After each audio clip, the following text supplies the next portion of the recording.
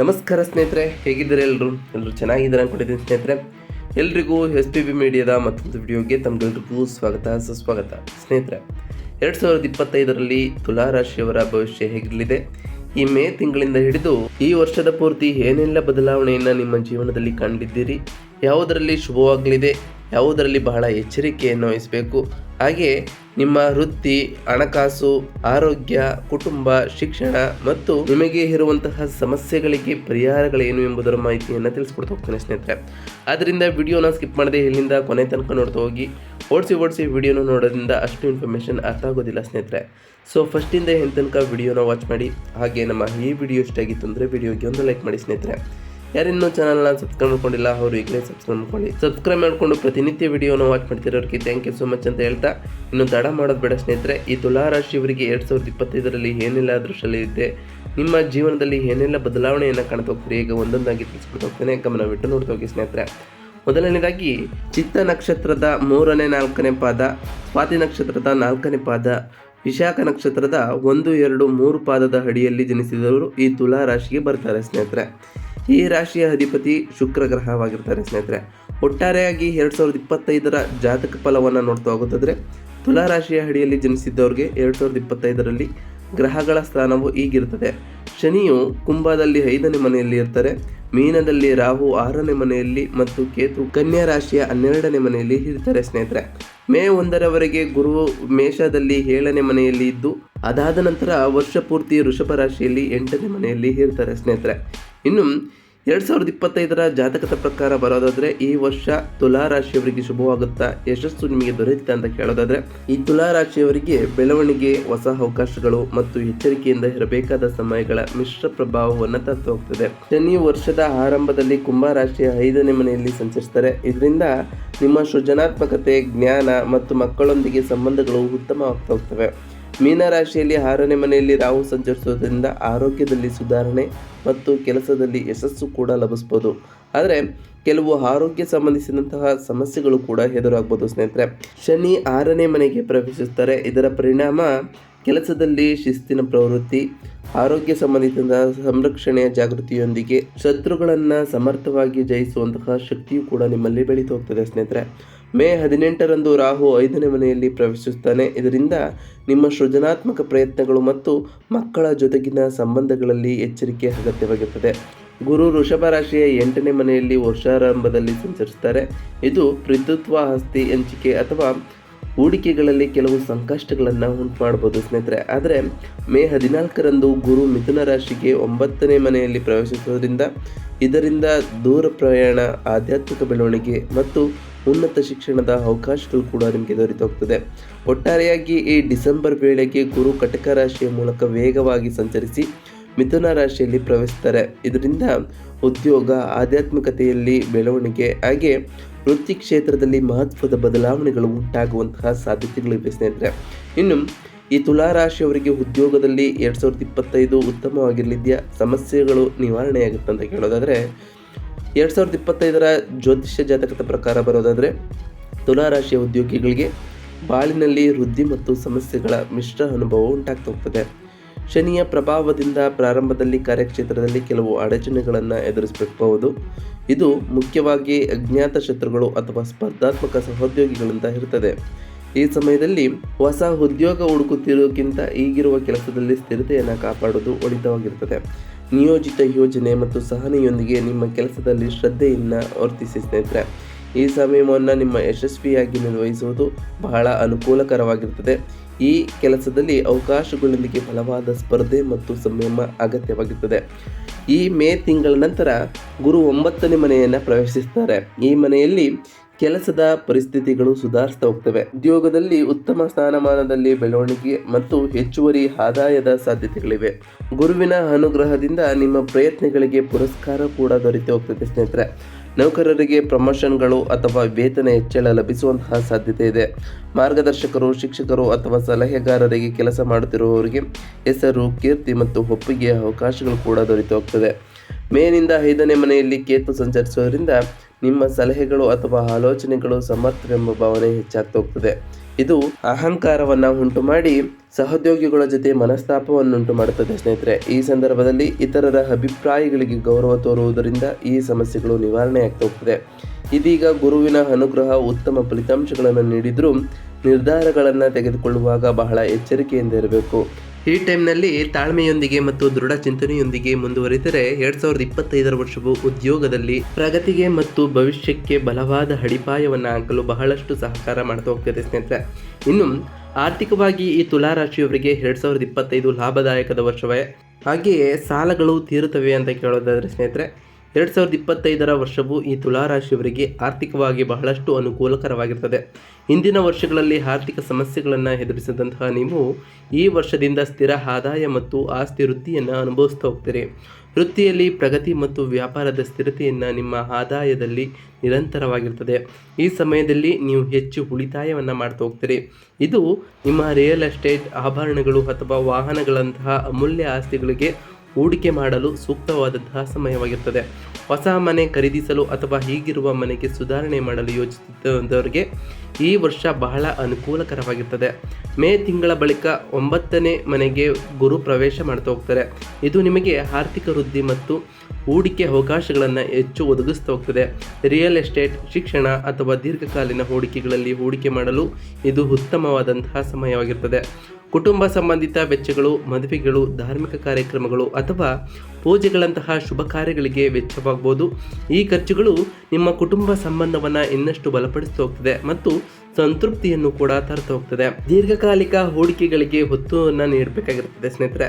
ಹೂಡಿಕೆಯ ತಂತ್ರಕ್ಕಾಗಿ ಆರ್ಥಿಕ ನಿಪುಣರ ಸಲಹೆ ಪಡೆಯುವುದು ಉತ್ತಮವಾಗಿರುತ್ತದೆ. ಖರ್ಚು ಅಥವಾ ಉಳಿತಾಯದ ನಡುವೆ ಸಮತೋಲನವನ್ನು ಕಾಯ್ದುಕೊಂಡು ಸುರಕ್ಷಿತ ಹೂಡಿಕೆಗಳ ಕಡೆಗೆ ಗಮನವನ್ನು ಹರಿಸಿದರೆ 2025 ವರ್ಷವು ನಿಮಗೆ ಆರ್ಥಿಕ ಸ್ಥಿತಿಯಲ್ಲಿ ಸುಧಾರಣೆಯನ್ನು ಕಾಣ್ತಾ ಹೋಗ್ತದೆ. ಹಾಗೆ ವೃದ್ಧಿಯನ್ನು ಕೂಡ ತರಲಿದೆ ಸ್ನೇಹಿತರೆ. ಇನ್ನು ನಿಮ್ಮ ಕುಟುಂಬ ಜೀವನದ ವಿಷಯಕ್ಕೆ ಬರೋದಾದರೆ ಈ ತುಲಾ ರಾಶಿಯವರಿಗೆ ಈ 2025 ಸಂತೋಷಕರವಾದ ವರ್ಷವೇ. ಮದುವೆಯ ಯೋಗವು ಕೂಡ ಈ ವರ್ಷದಲ್ಲಿ ಇದೆ ಅಂತ ಕೇಳೋದಾದರೆ ಈ 2025 ಕುಟುಂಬ ಜೀವನ ಸಾಮಾನ್ಯವಾಗಿ ಸಂತೋಷಕರ ಮತ್ತು ಸಮತೋಲನ ಇರ್ತದೆ ಸ್ನೇಹಿತರೆ. ಮನೆಯ ಪರಿಸರವು ಶಾಂತತೆಯಿಂದ ಕೂಡಿರ್ತದೆ. ಆದರೆ ವರ್ಷಾರಂಭದಲ್ಲಿ ವೃತ್ತಿಯ ಒತ್ತಡದಿಂದ ನೀವು ಕುಟುಂಬ ಸದಸ್ಯರ ಜೊತೆ ಹೆಚ್ಚು ಸಮಯ ಕಳೆಯಲು ಸಾಧ್ಯವಾಗದಿರಬಹುದು. ಈ ಸಂದರ್ಭ ಸ್ಪಷ್ಟ ಸಂವಹನ ಮತ್ತು ಪರಸ್ಪರ ಅರ್ಥ ಮಾಡಿಕೊಳ್ಳಿಕೆಯಿಂದ ಸಂಬಂಧಗಳು ಮತ್ತಷ್ಟು ಬಲಗೊಳ್ತಾ ಹೋಗ್ತದೆ. ಉದ್ಯೋಗ ಮತ್ತು ಕುಟುಂಬದ ನಡುವೆ ಸಮತೋಲನ ಕಾಪಾಡಿಕೊಳ್ಳುವುದರಿಂದ ಸಂಬಂಧಗಳಲ್ಲಿ ಚಲನೆಯೂ ಕೂಡ ಉಂಟಾಗ್ತಾ ಹೋಗ್ತದೆ ಸ್ನೇಹಿತರೆ. ಮೇ ತಿಂಗಳ ಬಳಿಕ ಗುರುವಿನ ಪ್ರಭಾವ ಉಂಟಾಗೋದ್ರಿಂದ ನೀವು ಸಾಮಾಜಿಕ ಬಾಳಿನಲ್ಲಿ ಹೆಚ್ಚಿನ ಆಸಕ್ತಿಯನ್ನು ತೋರ್ತಾ ಹೋಗ್ತೀರಿ. ಧಾರ್ಮಿಕ ಕಾರ್ಯಕ್ರಮಗಳು, ಉತ್ಸವಗಳು ಅಥವಾ ಸಾಮಾಜಿಕ ಸೇವೆಗಳಲ್ಲಿ ಪಾಲ್ಗೊಳ್ಳುವಂತಹ ಅವಕಾಶಗಳು ಕೂಡ ನಿಮಗೆ ದೊರೆತು ಹೋಗ್ತದೆ. ಸ್ನೇಹಿತರು, ಸಹೋದರರು ಮತ್ತು ಬಂಧುಗಳು ನಿಮ್ಮ ಯಶಸ್ಸಿನಲ್ಲಿ ಮೌಲ್ಯವನ್ನು ಬೆಂಬಲಕ್ಕೆ ಕಾರಣವಾಗ್ತಾ ಹೋಗ್ತದೆ. ಇದರ ಪರಿಣಾಮವಾಗಿ ಕುಟುಂಬದಲ್ಲಿ ಶ್ರದ್ಧೆ ಮತ್ತು ಸಹಕಾರದ ವಾತಾವರಣ ನಿರ್ಮಾಣವಾಗ್ತಾ ಹೋಗ್ತದೆ ಸ್ನೇಹಿತರೆ. ಇನ್ನು ವರ್ಷದ 2ನೇ ಭಾಗದಲ್ಲಿ ನಿಮ್ಮ ಮಕ್ಕಳಲ್ಲಿ ಪ್ರಗತಿಯೂ ಕೂಡ ಕಂಡು ಬರ್ತಾ ಹೋಗ್ತದೆ. ಆದರೆ ಅವರ ಆರೋಗ್ಯ ಸಂಬಂಧಿತ ಕೆಲವು ಚಿಂತೆಗಳು ಕೂಡ ನಿಮ್ಮಲ್ಲಿ ಕಾಡ್ಬೋದು. ಈ ಸಂದರ್ಭದಲ್ಲಿ ಆತಂಕಕ್ಕಿಂತ ಸೂಕ್ತ ವೈದ್ಯಕೀಯ ಸಲಹೆ ನೀಡುವುದರಿಂದಾಗಿ ಸಮಸ್ಯೆ ನಿವಾರಣೆ ಆಗ್ತಾ ಹೋಗ್ತದೆ. ಗುರುವಿನ ಅನುಗ್ರಹದಿಂದ ಮಕ್ಕಳ ಆರೋಗ್ಯ ಸಂಬಂಧಿತ ಸಮಸ್ಯೆಗಳು ಶೀಘ್ರದಲ್ಲಿಯೇ ಪರಿಹಾರಗೊಳ್ತಾ ಹೋಗ್ತವೆ ಸ್ನೇಹಿತರೆ. ಒಟ್ಟಾರೆಯಾಗಿ ಈ 2025 ವರ್ಷವು ಕುಟುಂಬ ಸಂಬಂಧಗಳಿಗೆ ತುಂಬ ಅನುಕೂಲಕರವಾಗಿದ್ದು, ಕುಟುಂಬ ಸದಸ್ಯರೊಂದಿಗೆ ಸ್ಪೆಂಡ್ ಮಾಡುವಂತಹ ಸಮಯ ಮತ್ತು ಪರಸ್ಪರ ಗೌರವದಿಂದ ತಮಗಾದ ಸಮಸ್ಯೆಗಳು ನಿವಾರಣೆಯಾಗ್ತಾ ಹೋಗ್ತದೆ. ಕುಟುಂಬದಲ್ಲಿ ಶಾಂತಿ, ಐಕ್ಯತೆ ಮತ್ತು ಸಂತೋಷ ಹೆಚ್ಚಾಗಿ ನಿಮ್ಮ ಜೀವನದಲ್ಲಿ ಸಕಾರಾತ್ಮಕವಾದ ದಿಕ್ಕನ್ನು ನೀಡ್ತಾ ಹೋಗ್ತದೆ ಸ್ನೇಹಿತರೆ. ಇನ್ನು ಆರೋಗ್ಯದ ವಿಚಾರಕ್ಕೆ ಬರೋದಾದರೆ ಈ ತುಲಾ ರಾಶಿಯವರಿಗೆ 2025 ಎಷ್ಟು ಜಾಗೃತಿಯನ್ನು ವಹಿಸಬೇಕು ಅಂತ ಕೇಳೋದಾದರೆ ಸ್ನೇಹಿತರೆ, ಈ ತುಲಾ ರಾಶಿಯವರು ತಮ್ಮ ಆರೋಗ್ಯದ ಬಗ್ಗೆ ಹೆಚ್ಚಿನ ಕಾಳಜಿಯನ್ನು ವಹಿಸಬೇಕಾಗಿರ್ತದೆ. ವಿಶೇಷವಾಗಿ ವರ್ಷದ ಮೊದಲಾರ್ಧದಲ್ಲಿ 8ನೇ ಮನೆಯಲ್ಲಿ ಗುರುವಿನ ಸಂಚಾರದಿಂದಾಗಿ ನಿಮ್ಮ ಮೂಳೆ, ನರ ಸಂಬಂಧಿತ ಸಮಸ್ಯೆಗಳು ಉಂಟಾಗುವಂತಹ ಸಾಧ್ಯತೆ ಇದೆ. ಮುಖ್ಯವಾಗಿ ದೀರ್ಘಕಾಲದ ಆರೋಗ್ಯ ಸಮಸ್ಯೆಗಳನ್ನು ಎದುರಿಸುವಂಥವರಿಗೆ ಹೆಚ್ಚು ಜಾಗೃತಿ ಅಗತ್ಯವಿರುತ್ತದೆ. ಆರೋಗ್ಯದ ಸಮಸ್ಯೆಗಳನ್ನು ದೂರವಿರಿಸಲು ಸಮತೋಲನವಾದ ಆಹಾರ ಸೇವನೆ, ನಿಯಮಿತವಾಗಿ ವ್ಯಾಯಾಮವನ್ನು ಮಾಡಿ ನಿದ್ರಾ ಚಕ್ರವನ್ನು ಅನುಸರಿಸುವುದು ಬಹಳ ಮುಖ್ಯವಾಗಿರ್ತದೆ. ನಿಯಮಿತ ವೈದ್ಯಕೀಯ ತಪಾಸಣೆಗಳಿಂದ ಇಂತಹ ಸಮಸ್ಯೆಗಳನ್ನು ಮುಂಚಿತವಾಗಿ ತಡೆಗಟ್ಟಬಹುದಾಗಿದೆ. ಮಾನಸಿಕ ಆರೋಗ್ಯದ ಮೇಲೂ ಸಮಾನ ಪ್ರಮಾಣದ ಗಮನವನ್ನು ಹರಿಸಬೇಕಾಗಿರುತ್ತದೆ ಸ್ನೇಹಿತರೆ. ಮೊದಲಾರ್ಧದಲ್ಲಿ ಕೇತು ಮತ್ತು ಶನಿಗ್ರಹದ ಪ್ರಭಾವದಿಂದಾಗಿ ಒತ್ತಡ ಮತ್ತು ಭಾವನಾತ್ಮಕ ಆಲೋಚನೆಗಳು ಹೆಚ್ಚಾಗುವಂತಹ ಸಾಧ್ಯತೆಗಳು ಕೂಡ ಇದೆ ಸ್ನೇಹಿತರೆ. ಆ ಟೈಮ್ನಲ್ಲಿ ಧ್ಯಾನ, ಯೋಗ ಮತ್ತು ವಿಶ್ರಾಂತಿ ತಂತ್ರಗಳನ್ನು ಅನುಸರಿಸುವುದು ಆಲೋಚನೆಗಳನ್ನು ಹತೋಟಿಯಲ್ಲಿ ಇಟ್ಟುಕೊಳ್ಳಲು ಮತ್ತು ಮನಸ್ಸಿನ ಸಮತೋಲನವನ್ನು ಕಾಪಾಡಲು ಸಹಕಾರಿಯಾಗ್ತಾ ಹೋಗ್ತದೆ. ಮೇ ತಿಂಗಳ ಬಳಿಕ 9ನೇ ಮನೆಯಲ್ಲಿ ಗುರುವಿನ ಪ್ರವೇಶವು ನಿಮ್ಮ ಆರೋಗ್ಯದ ಹಿತವನ್ನು ಒದಗಿಸ್ತಾ ಹೋಗ್ತದೆ. ನಿಮ್ಮ ರೋಗ ನಿರೋಧಕ ಶಕ್ತಿ ಹೆಚ್ಚಾಗ್ತಾ ಹೋಗ್ತದೆ. ಶರೀರದ ಶಕ್ತಿಯು ಪುನಃಸ್ಥಾಪಿತವಾಗ್ತಾ ಹೋಗ್ತದೆ. ಸ್ನೇಹಿತರೆ, ಪ್ರಕೃತಿಯೊಡನೆ ಸಮಯ ಕಳೆಯುವುದು ಮತ್ತು ಧಾರ್ಮಿಕ ಕಾರ್ಯಕ್ರಮಗಳಲ್ಲಿ ಭಾಗವಹಿಸುವುದು ನಿಮ್ಮ ಮನಸ್ಸಿಗೆ ಶಾಂತಿಯನ್ನು ತರ್ತಾ ಹೋಗ್ತದೆ. ಸ್ನೇಹಿತರೆ, ಎಲ್ಲ ರೀತಿಯ ಸಮಗ್ರ ಆರೋಗ್ಯ ಕಾಳಜಿ ಮತ್ತು ದಿನನಿತ್ಯ ಶಿಸ್ತುಗಳನ್ನು ಪಾಲಿಸುವ ಮೂಲಕ ಈ ತುಲಾ ರಾಶಿಯವರು ಈ 2025ರಲ್ಲಿ ಅಜೀವಶೀಲತೆಯನ್ನು, ಶಕ್ತಿಯನ್ನು ಮತ್ತು ಉತ್ಸಾಹವನ್ನು ಕಾಪಾಡಿಕೊಳ್ಬೋದು. ಒಟ್ಟಾರೆಯಾಗಿ ಈ ವರ್ಷ ನಿಮಗೆ ಆರೋಗ್ಯದ ಕುರಿತು ಒಳ್ಳೆಯ ಫಲಿತಾಂಶಗಳನ್ನು ನೀಡ್ತಾ ಹೋಗ್ತದೆ. ಸ್ನೇಹಿತರೆ, ಇನ್ನು ವ್ಯಾಪಾರಕ್ಕೆ ಸಂಬಂಧಪಟ್ಟಂತೆ ತುಲಾ ರಾಶಿಯವರಿಗೆ ಯಶಸ್ಸನ್ನು ತರುವುದೇ ಅಥವಾ ಹೂಡಿಕೆ ಮಾಡಲು ಇದು ಸೂಕ್ತವಾದಂತಹ ಸಮಯ ಏನು ಅಂತ ಕೇಳೋದಾದರೆ, ವ್ಯಾಪಾರದಲ್ಲಿರುವಂತಹ ಈ ತುಲಾ ರಾಶಿಯವರಿಗೆ ಈ ವರ್ಷವು ಮಿಶ್ರ ಫಲಿತಾಂಶಗಳನ್ನು ತರ್ತಾ ಹೋಗ್ತದೆ. ಮೊದಲಾರ್ಧದಲ್ಲಿ ಸ್ಥಿರ ಪ್ರಗತಿ ಮತ್ತು ಹೂಡಿಕೆಗಳಲ್ಲಿ ಜಾಗೃತಿ ಇರಬೇಕಾದಂತಹ ಅವಶ್ಯಕತೆ ಇರುತ್ತದೆ. ಶನಿಗ್ರಹದ ಪ್ರಭಾವದಿಂದಾಗಿ ಪಾಲುದಾರಿಕಾ ವ್ಯವಹಾರಗಳಲ್ಲಿ ಅಲ್ಪ ಮಟ್ಟದ ಉದ್ವಿಗ್ನತೆ ಅಥವಾ ಗೊಂದಲ ಉಂಟಾಗ್ಬೋದು. ಸ್ನೇಹಿತರೆ, ಮಿತಿಯಾದ ಹೂಡಿಕೆ ಮತ್ತು ಆಂತರಿಕ ಆಡಳಿತದ ಬಲವರ್ಧನೆಗೆ ಪ್ರಾಧಾನ್ಯ ನೀಡುವುದು ಉತ್ತಮವಾಗಿರ್ತದೆ. ಈ ಸಮಯದಲ್ಲಿ ಹೊಸ ಯೋಜನೆಗಳನ್ನು ಆರಂಭಿಸುವ ಬದಲು ಈಗಿರುವ ವ್ಯಾಪಾರವನ್ನು ಶಕ್ತಿ ಮತ್ತು ಮಿತಿಯೊಳಗೆ ಬಲಪಡಿಸಬೇಕು. ಮೇ ತಿಂಗಳ ನಂತರ 9ನೇ ಮನೆಯಲ್ಲಿ ಗುರುವು ಪ್ರವೇಶದಿಂದಾಗಿ ವ್ಯಾಪಾರ ವೃದ್ಧಿಗೆ ಹೊಸ ಅವಕಾಶಗಳು ಕೂಡ ಸಿಗ್ತಾ ಹೋಗ್ತವೆ. ವ್ಯಾಪಾರ ವಿಸ್ತರಣೆ, ಹೊಸ ಮಾರುಕಟ್ಟೆಗಳನ್ನು ಹರಿವುದು ಮತ್ತು ಬ್ರ್ಯಾಂಡನ್ನು ಬಲಪಡಿಸಲು ಇದು ಅತ್ಯುತ್ತಮವಾದಂತಹ ಕಾಲವಾಗಿರ್ತದೆ. ಹೊಸ ಗ್ರಾಹಕರನ್ನು ಆಕರ್ಷಿಸಲು ನಿಮ್ಮ ಯತ್ನಗಳು ಯಶಸ್ವಿಯಾಗುವಂತಹ ಸಾಧ್ಯತೆಗಳು ಕೂಡ ಇರಲಿದೆ. ಸ್ನೇಹಿತರೆ, ಸಹಕರಿಸುವವರೊಂದಿಗೆ ಉತ್ತಮ ಸಂಬಂಧವನ್ನು ನೀವು ಕಾಪಾಡಿಕೊಂಡ್ರೆ ನಿಮ್ಮ ವ್ಯಾಪಾರಕ್ಕೆ ನಿರಂತರ ಬೆಂಬಲವೂ ಕೂಡ ದೊರೆತು ಹೋಗ್ತದೆ. ನಿಮ್ಮ ಹೊಣೆಗಾರಿಕೆಗಳು ಹೆಚ್ಚಿದ್ರೂ ವೇಗವಾಗಿ ಆರ್ಥಿಕ ಸಹಾಯ ಮತ್ತು ನವೀಕರಣದ ಅವಕಾಶಗಳನ್ನು ಬಳಸಿಕೊಂಡಿದ್ದೆ ಆದರೆ ಹೆಚ್ಚಿನ ಲಾಭವೂ ಕೂಡ ಪಡೆಯಬಹುದಾಗಿದೆ. ವ್ಯಾಪಾರದಲ್ಲಿ ಶ್ರದ್ಧೆ, ಕೌಶಲ್ಯದ ಸಮತೋಲನ ಮತ್ತು ಶ್ರದ್ಧೆಯಿಂದ ನೀತಿ ಯೋಜನೆಗಳ ಅನುಸರಣೆ ಪ್ರಗತಿಗೆ ಸಹಕಾರಿಯಾಗ್ತಾ ಹೋಗ್ತದೆ. ನಿಯಂತ್ರಿತ ಜಾಣ್ಮೆಯಿಂದ ಹೂಡಿಕೆ ಮಾಡಿದರೆ 2025ರಲ್ಲಿ ನೀವು ವ್ಯಾಪಾರವನ್ನು ಸ್ಥಿರವಾಗಿರುವುದರೊಂದಿಗೆ ನಿರೀಕ್ಷಿತ ಯಶಸ್ಸನ್ನು ಕೂಡ ಸಾಧಿಸ್ತೀರಿ. ದೊಡ್ಡ ರಿಸ್ಕನ್ನು ತೆಗೆದುಕೊಳ್ಳದ ಹಾಗೆ ನಿಮ್ಮ ಪಾಲುದಾರಿಕೆ ಮತ್ತು ಆರ್ಥಿಕ ನಿರ್ಧಾರಗಳ ಬಗ್ಗೆ ಎಚ್ಚರಿಕೆಯಿಂದ ನೀವು ಇರಬೇಕಾಗಿರ್ತದೆ. ಒಟ್ಟಾರೆಯಾಗಿ ಈ ವರ್ಷವು ನಿಮ್ಮ ವ್ಯಾಪಾರಕ್ಕೆ ಶ್ರೇಯೋಭಿವೃದ್ಧಿಯನ್ನು ತರುವ ಒಳ್ಳೆಯ ಕಾಲವಾಗಿರಲಿದೆ. ಸ್ನೇಹಿತರೆ, ಇನ್ನು ಈ 2025ರಲ್ಲಿ ವಿದ್ಯಾರ್ಥಿಗಳಿಗೆ ಅನುಕೂಲಕರವಾಗಿದೆಯಾ? ನಿಮ್ಮ ಶಿಕ್ಷಣ ವಿಚಾರದಲ್ಲಿ ಏನೆಲ್ಲ ಬದಲಾವಣೆಯನ್ನು ಕಾಣ್ತಾ ಹೋಗ್ತೀರಿ? ತುಲಾ ರಾಶಿಯ ವಿದ್ಯಾರ್ಥಿಗಳಿಗೆ ಗುರುಗೋಚರದಿಂದ ಪರಿಣಾಮಕಾರಿಯಾಗಲಿದೆ ಅಂತ ಕೇಳೋದಾದರೆ ಸ್ನೇಹಿತರೆ, ತುಲಾ ರಾಶಿಯ ವಿದ್ಯಾರ್ಥಿಗಳಿಗೆ ಈ 2025ರ ವರ್ಷವು ವಿಶೇಷವಾಗಿ ಅನುಕೂಲಕರವಾಗಿರ್ತದೆ. ಸ್ಪರ್ಧಾತ್ಮಕ ಪರೀಕ್ಷೆಗಳು, ಉನ್ನತ ಶಿಕ್ಷಣ ಅಥವಾ ಕೌಶಲ್ಯ ಅಭಿವೃದ್ಧಿ ಕೋರ್ಸ್ಗಳಲ್ಲಿ ಮಾಡ್ತಿರೋರಿಗೆ ಈ ವರ್ಷ ಹೆಚ್ಚಿನ ಯಶಸ್ಸು ದೊರೆಯುವಂತಹ ಸಾಧ್ಯತೆ ಇದೆ. 8ನೇ ಮನೆಯಲ್ಲಿ ಗುರುವಿನ ಸಂಚಾರದಿಂದಾಗಿ ನಿಮ್ಮ ಜ್ಞಾನ, ಮನಸ್ಸಿನಲ್ಲಿ ಏಕಾಗ್ರತೆ ಹೆಚ್ಚಾಗ್ತಾ ಹೋಗ್ತದೆ. ಈ ಸಮಯವು ಸಂಶೋಧನೆ, ಉನ್ನತ ವಿದ್ಯಾಭ್ಯಾಸ ಮತ್ತು ಪರೀಕ್ಷೆಗಳಿಗೆ ತಯಾರಿಗಾಗಿ ಸೂಕ್ತವಾಗಿರಲಿದೆ. ಆದರೆ ಪರೀಕ್ಷಾ ಸಮಯದಲ್ಲಿ ಅಲ್ಪವಾದ ಅಡ್ಡಿಗಳು ಕಾಣಬಹುದು. ಸ್ನೇಹಿತರೆ, ತಪ್ಪು ಕಲ್ಪನೆಗಳಿಂದ ದೂರವಿದ್ದು ಸ್ಪಷ್ಟ ದಿಕ್ಕನ್ನು ಹರಿಸುವುದು ಬಹಳ ಉತ್ತಮವಾಗಿರ್ತದೆ. ಮೇ ತಿಂಗಳ ನಂತರ ಗುರುವು 9ನೇ ಮನೆಗೆ ಸಂಚರಿಸುವುದರಿಂದಾಗಿ ಈ ಬದಲಾವಣೆ ನಿಮ್ಮ ವಿದ್ಯಾಭ್ಯಾಸಕ್ಕೆ ಮತ್ತಷ್ಟು ಹೊಸ ಅವಕಾಶಗಳನ್ನು ತರ್ತಾ ಹೋಗ್ತದೆ. ತಂತ್ರಜ್ಞಾನ, ಇಂಜಿನಿಯರಿಂಗ್ ಅಥವಾ ಎಲೆಕ್ಟ್ರಾನಿಕ್ ಇಂಜಿನಿಯರಿಂಗ್, ವಿದೇಶಿ ವಿದ್ಯಾಭ್ಯಾಸವನ್ನು ಉದ್ದೇಶಿಸಿರುವಂತಹ ವಿದ್ಯಾರ್ಥಿಗಳಿಗೆ ಇದು ಬಹಳ ಅನುಕೂಲಕರವಾದಂತಹ ವರ್ಷವಾಗಿರ್ತದೆ. ವಿದೇಶಿ ಯೂನಿವರ್ಸಿಟಿಗಳಲ್ಲಿ ಪ್ರವೇಶ ಅಥವಾ ಪಠ್ಯ ವಿಷಯದಂತೆ ವಿದ್ಯಾರ್ಥಿ ವೇತನಗಳ ಸಾಧ್ಯತೆಗಳು ಕೂಡ ಹೆಚ್ಚಾಗ್ತಾ ಹೋಗ್ತದೆ.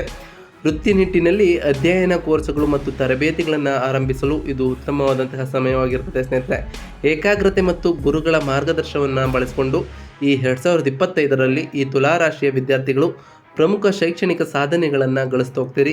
ದಿನಚರಿಯಲ್ಲಿ ಶಿಸ್ತು ಮತ್ತು ಸಂಪತ್ತು ಲಭ್ಯವಿರುವ ಅವಕಾಶಗಳನ್ನು ಸಮರ್ಪಕವಾಗಿ ಉಪಯೋಗಿಸಿದರೆ ವಿದ್ಯೆಯಲ್ಲಿ ಭವಿಷ್ಯದ ಯಶಸ್ಸಿಗೆ ಪೂರಕವಾದ ಪ್ರಗತಿಯನ್ನು ಕೂಡ ನೀವು ಸಾಧಿಸಬಹುದಾಗಿದೆ. ಸ್ನೇಹಿತರೆ, ಇನ್ನು ಈ ತುಲಾ ರಾಶಿಯವರಿಗೆ ಈ 2025ರಲ್ಲಿ ನಾವು ನೀಡುವಂತಹ ಸರಳ ಪರಿಹಾರಗಳೇನು, ಏನೇನು ಕಾರ್ಯಗಳನ್ನು ಮಾಡಿದರೆ ನಿಮಗೆ ಒಳ್ಳೆಯದಾಗ್ತದೆ ಅಂತ ಕೇಳೋದಾದ್ರೆ ಸ್ನೇಹಿತರೆ, ವರ್ಷದ ಪ್ರಥಮಾರ್ಧದಲ್ಲಿ ಕೇತು ಮತ್ತು ಗುರುಗಳ ಸಂಚಾರದಿಂದಾಗಿ ತೊಂದರೆಗಳು ಸಂಭವಿಸುವಂತಹ ಸಾಧ್ಯತೆಗಳು ಇದೆ. ಅದರ ಪರಿಹಾರಗಳನ್ನು ಅನುಸರಿಸುವುದು ನಿಮಗೆ ಬಹಳ ಶ್ರೇಯಸ್ಕರವಾಗಿರುತ್ತದೆ. 8ನೇ ಮನೆಯಲ್ಲಿ ಗುರು ಸಂಚಾರವು ನಿಮಗೆ ಆರ್ಥಿಕ ಸಮಸ್ಯೆಗಳನ್ನು ಹೆಚ್ಚಿಸಲು ಮತ್ತು ಆರೋಗ್ಯ ತೊಂದರೆಗಳನ್ನು ಉಂಟು ಮಾಡುವಂತಹ ಸಾಧ್ಯತೆ ಇದು. ಈ ದುಷ್ಟ ಫಲಿತಾಂಶಗಳನ್ನು ನೀವು ಕಡಿಮೆಗೊಳಿಸಲು ಪ್ರತಿದಿನ ಪ್ರತಿ ಗುರುವಾರದಂದು ಗುರುಸ್ತೋತ್ರ ಪಠಣ, ಗುರುಮಂತ್ರ ಜಪವನ್ನು ಮಾಡುವುದು ಉತ್ತಮವಾಗಿರುತ್ತದೆ. ಜೊತೆಗೆ ಗುರುವಾರದ ದಿನ ನವಗ್ರಹ ದೇವಾಲಯದಲ್ಲಿ ಬೃಹಸ್ಪತಿ ಪೂಜೆ ಅಥವಾ ಗುರುಚರಿತ್ರೆ ಪಠನವನ್ನು ಮಾಡೋದ್ರಿಂದ ಈ ಅವಧಿಯು ಸೂಕ್ತ ಪರಿಹಾರವನ್ನು ನೀಡ್ತಾ ಹೋಗ್ತದೆ. ಇನ್ನು ಕೇತು 12ನೇ ಮನೆಯಲ್ಲಿ ಇರೋದ್ರಿಂದಾಗಿ ಮನೋವಿಕೋಪ, ನಿರಾಸೆ, ಕೆಲಸದಲ್ಲಿ ಬದ್ಧತೆಯ ಕೊರತೆ ಮತ್ತು ಏನಾದರೂ ಕಿರುಕೊಳ್ಳದಂತಹ ಸಮಸ್ಯೆಗಳು ಎದುರಾಗುವಂತಹ ಸಾಧ್ಯತೆ ಇದೆ. ಇದರಿಂದ ಬಿಡುಗಡೆ ಪಡೆಯಲು ಕೇತು ಪರಿಹಾರವನ್ನು ಅನುಸರಿಸಬೇಕಾಗಿರುತ್ತದೆ. ಪ್ರತಿದಿನ ಅಥವಾ ಪ್ರತಿ ಮಂಗಳವಾರದಂದು ಕೇತು ಸ್ತೋತ್ರ ಪಠಣ, ಕೇತು ಮಂತ್ರ ಜಪ ಅಥವಾ ಗಣಪತಿ ಆರಾಧನೆ ಮಾಡುವುದು ಉತ್ತಮವಾಗಿರ್ತದೆ. ಗಣೇಶನ ಪೂಜೆ ವಿಶೇಷವಾಗಿ ಕೇತು ಪ್ರಭಾವದಿಂದ ಕೀಳುಗತಿಯ ಕಡಿಮೆ ಮಾಡಲು ಸಹಕರಿಸ್ತಾಗುತ್ತದೆ. ಸ್ನೇಹಿತರೆ, ನಾವು ತಿಳಿಸ್ಕೊಟ್ಟಿರುವಂತಹ ಈ ಎಲ್ಲ ಸರಳ ಪರಿಹಾರಗಳನ್ನು ನೀವು ಅನುಸರಿಸಿದ್ದೇ ಆದರೆ ನಿಮ್ಮ ಜೀವನದಲ್ಲಿ ಸಾಕಷ್ಟು ಬದಲಾವಣೆಯನ್ನು ಕಾಣ್ತಾ ಹೋಗ್ತೀರಿ ಸ್ನೇಹಿತರೆ. ಹಾಗೆಯೇ ನೀವು ಹೊಂದಿಕೊಂಡಂತಹ ಎಲ್ಲ ಕಾರ್ಯದಲ್ಲೂ ಕೂಡ ಯಶಸ್ಸನ್ನು ಕಾಣ್ತಾ ಹೋಗ್ತೀರಿ ಸ್ನೇಹಿತರೆ. ಇದಾಗಿತ್ತು ಇವತ್ತಿನ ಒಂದು ವಿಡಿಯೋ ಸ್ನೇಹಿತರೆ. ವಿಡಿಯೋ ಇಷ್ಟ ಆಗಿತ್ತು ಅಂದರೆ ವಿಡಿಯೋಗೆ ಒಂದು ಲೈಕ್ ಕೊಡಿ. ಯಾರಿನ್ನೂ ಚಾನಲ್ನ ಸಬ್ಸ್ಕ್ರೈಬ್ ಮಾಡ್ಕೊಂಡಿಲ್ಲ ಅವರು ಈಗಲೇ ಸಬ್ಸ್ಕ್ರೈಬ್ ಮಾಡ್ಕೊಳ್ಳಿ ಸ್ನೇಹಿತರೆ. ಸಬ್ಸ್ಕ್ರೈಬ್ ಮಾಡಿಕೊಂಡು ಪ್ರತಿನಿತ್ಯ ವಿಡಿಯೋನ ವಾಚ್ ಮಾಡ್ತಿರೋರಿಗೆ ಥ್ಯಾಂಕ್ ಯು ಸೊ ಮಚ್ ಅಂತ ಹೇಳ್ತಾ, ಹಾಗೆ ನಿಮ್ಮ ಫ್ರೆಂಡ್ಸ್ ಮತ್ತು ಫ್ಯಾಮಿಲಿಗೆ ಈ ವಿಡಿಯೋನ ಶೇರ್ ಮಾಡೋ ಮುಖಾಂತರ ಅವರು ಕೂಡ ಅವರವರ ರಾಶಿ ಬಗ್ಗೆ ತಿಳ್ಕೊಳ್ಳೋಕ್ಕೆ ಸಾಧ್ಯವಾಗ್ತದೆ ಅಂತ ಹೇಳ್ತಾ, ಹಾಗೆ ಕಮೆಂಟ್ನಲ್ಲಿ ಓಂ ಶನೀಶ್ವರಾಯ ನಮಃ, ಓಂ ಗುರುವೇ ನಮಃ ಎಂದು ಕಮೆಂಟ್ ಮಾಡಿ ಸ್ನೇಹಿತರೆ. ಆ ಶನಿ ದೇವರು ಮತ್ತು ಗುರುದೇವರು ನಿಮಗೆ ಆಯುಷ್ಯ, ಆರೋಗ್ಯ, ಸಮೃದ್ಧಿಯನ್ನು ಕೊಟ್ಟು ಕಾಪಾಡಲಿ ಅಂತ ದೇವರಲ್ಲಿ ಕೇಳ್ಕೊಳ್ತಾ ಇವತ್ತಿನ ಒಂದು ವಿಡಿಯೋನ ಮುಗಿಸ್ತಿದ್ದೀನಿ ಸ್ನೇಹಿತರೆ. ಸಿಗ್ತೀನಿ ಮತ್ತೊಂದು ವಿಡಿಯೋದೊಂದಿಗೆ. Thank you for watching.